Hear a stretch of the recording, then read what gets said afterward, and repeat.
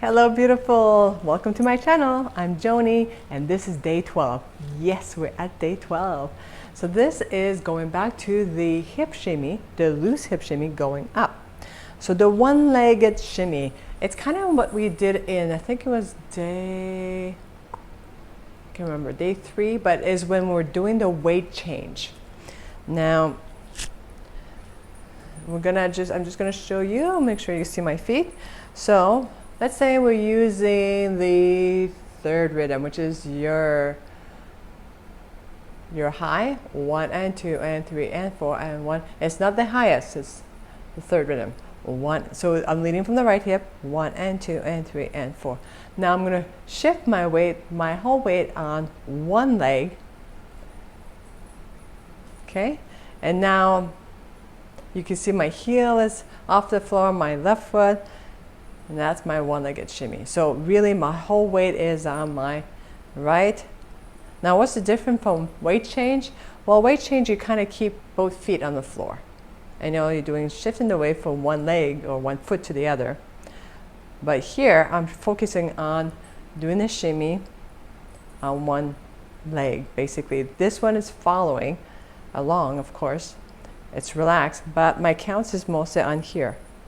1 and 2 and 3 and 4 and 1 and 2 and 3 and 4. So I'm really focusing my knee movement on my right side, and then let's say a shift here. Let's do that again. This time, again, 1 and 2, 1 and 2 and 3 and 4 and 1 and 2 and 3 and 4. I'm leading from here, and all my weight is on my left foot.